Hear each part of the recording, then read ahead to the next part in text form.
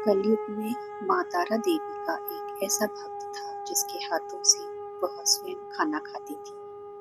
पश्चिम बंगाल में तारापीठ के एक संत बामा खेपा अपनी यौगिक शक्तियों के लिए बेहद सुप्रसिद्ध रहे हैं।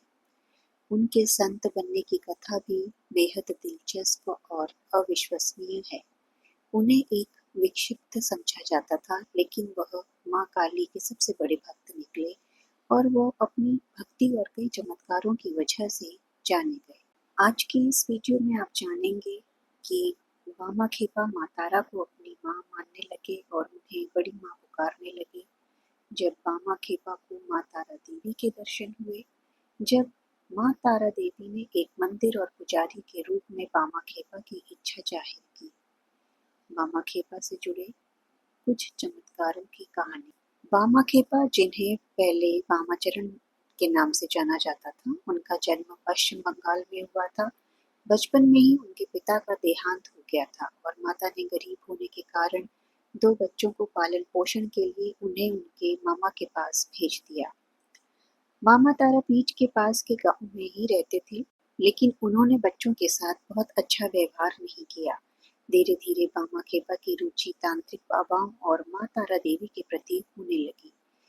वह माँ तारा को अपनी माँ मानने लगे और उन्हें बड़ी माँ पुकारने लगे। वह शमशान भी जाने लगे और वहां जलती चिता के सामने बैठकर कभी कभी यूं ही हवा में बातें किया करते थे। उसकी इन्हीं हरकतों की वजह से उसका नाम बामाचरण से बामा खेपा पड़ गया। बंगाल में खेपा का मतलब होता है विक्षिप्त। कहते हैं कि एक रात जब भगवती माँ तारा की सिद्धि का परम सिद्ध मुहूर्त था, बामा खेपा जलती हुई चिता के बगल में शमशान में बैठे हुए थे। तभी उन्हें माँ तारा के दर्शन हुए। बामा खेपा अपनी माँ को सामने देख खुशी से भर गए। माता ने उसके सिर पर प्यार से हाथ फेरा। कहते हैं इसके बाद बामा खेपा 3 दिन और 3 रात समाधि की अवस्था में शमशान में ही रहे। 3 दिन बाद जब उन्हें होश आया तो वह माँ माँ चिल्लाते हुए इधर उधर दौड़ने लगे। बामा खेपा की हालत देख गांव वाले उसे और अधिक पागल समझने लगे। कुछ दिन बाद माँ तारा ने वहां की रानी को अब सपने में दर्शन दिए और कहा कि मेरे लिए मंदिर का निर्माण करो और बामा खेपा को उसका पुजारी बनाओ। रानी ने वैसा ही किया। कुछ ही दिनों में मंदिर बनकर तैयार हो गया और बामा खेपा को मंदिर का पुजारी बना दिया गया। बामा खेपा माँ के करीब रहकर बेहद खुश था, लेकिन गांव के पुजारी मंदिर के चढ़ावे से वंचित रह जाने के कारण नाराज थे। उन्हें एक अर्ध विक्षिप्त को पुजारी बनाना भी पसंद नहीं आया और वो उन्हें रास्ते से हटाना चाहते थे। बामा खेपा किसी नियम या विधान का पालन नहीं करते। कई बार वह दिन भर पूजा करते तो कई दिनों तक पूजा ही नहीं होती। कभी देवी को माला पहनाते तो कभी खुद पहन लेते। एक दिन तो उन्होंने देवी को भोग लगाने से पहले ही प्रसाद को खुद चख कर देख लिया कि यह माता के खाने के लायक है भी या नहीं, और फिर चखा हुआ प्रसाद भोग लगा दिया। यह बात पंडितों से बर्दाश्त नहीं हुई और उन्होंने बवाल मचा दिया कि देवी के प्रसाद को बामा जूठा कर दिया और जूठा प्रसाद देवी को चढ़ा दिया। अब देवी रुष्ट हो जाएंगी, उसका प्रकोप सारे गांव को झेलना पड़ेगा। बस फिर क्या था, गांव वालों ने पंडितों के साथ मिलकर बामा खेपा की पिटाई कर दी और उसे शमशान में से ले जाकर बाहर फेंक दिया। जब बामा खेपा को होश आया तो वह माँ तारा देवी पर बहुत गुस्सा हुआ। उसने कहा, मैंने तो आपके भले के लिए प्रसाद चखा और आपने मुझे ही बेवजह पिटवा दिया। अब मैं आपके पास नहीं आऊंगा। बामा खेपा एक बच्ची की भांति रुष्ट होकर जंगल में एक गुफा में जाकर बैठ गया।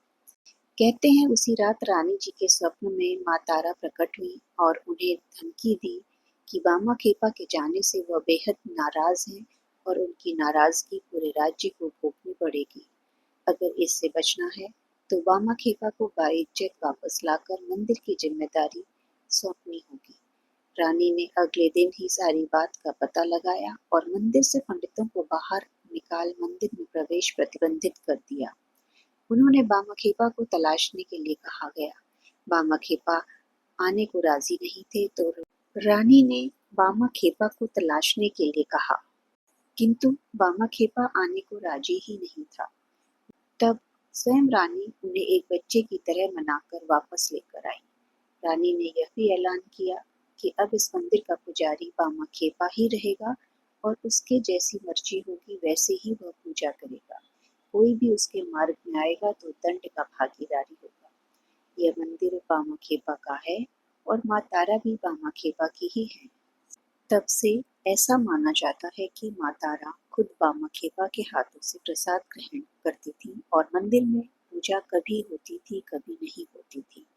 जब बामा खेपा की माँ का निधन हो गया था तो नदी में बाढ़ आई हुई थी और बामा खेपा जिद किए बैठे थे कि वह अपनी माँ का दाह संस्कार नदी पार कर बड़ी माँ तारा देवी के पास वाले शमशान में ही करेंगे। बाढ़ के उफान के कारण नदी पार करने से न केवल गांव वालों ने इनकार कर दिया बल्कि नाव वालों ने भी मना कर दिया। नाव वाले ने साफ इनकार कर दिया। बामा ने अपनी माता के शव को उठाया और खुद नदी पर चलते हुए उस पार पहुंच गए और अपनी माँ का दाह संस्कार संपन्न किया। बामा खेपा 20 गांव को मृत्यु भोज कराना चाहते थे। गांव वाले जानते थे कि उनके पास तो 2 वक्त का भी भोजन नहीं है, फिर यह बात संभव ही नहीं हो सकती, इसलिए किसी ने उनकी बात नहीं मानी। तो बामा खेपा ने स्वयं आसपास के 20 गांवों में हर किसी को मृत्यु भोज के लिए आमंत्रित कर लिया। सारे गांव वाले जब यह देखने के लिए तारापीठ पहुंचने लगे कि यह पगला किस प्रकार से इतने सारे लोगों को मृत्यु भोज कराता है, तो उनके आश्चर्य की सीमा नहीं रही। बैलगाड़ियों का पूरा एक काफिला मंदिर के पास पहुंच गया। अनाज और सब्जियों का ढेर लग गया। खाना बनना आरंभ हुआ तो हवाएं चलने लगी और जोरदार बारिश के आसार नजर आने लगे। बामा खेपा अपनी जगह से उठे और जिस जगह पर श्राद्ध भोज होना था उस पूरी जगह को बांस के डंडे से एक घेरा बनाकर घेर दिया। जब बारिश शुरू हुई तो घेरे के अंदर एक बूंद पानी नहीं गिरा। सब ने तृप्त होकर भोजन किया। इसके बाद से बामा खेपा की अद्भुत शक्तियों की चर्चा शुरू हो गई और लोग अधिक से अधिक संख्या में तारापीठ मनोकामना पूर्ति के लिए पहुंचने लगे। ऐसा माना जाता था कि बामा खेपा को माँ तारा न केवल दर्शन देती थी बल्कि उनके हाथों से खाना खाती थी और एक माँ की भांति उन्हें अपनी गोद में भी सुलाती थी। बामा खेपा ने अपना पूरा जीवन तारापीठ में व्यतीत किया। बामा खेपा की चमत्कारिक ऐसी अनगिनत कहानियां हैं जो ये बतलाती हैं कि बामा खेपा एक संत मात्र ही नहीं बल्कि अवतारी अघोरी थे। तारापीठ में ही समाधिस्थ बामा खेपा जी की समाधि आज भी मौजूद है, जिसके दर्शन के लिए हर साल हजारों लोग यहाँ आते हैं।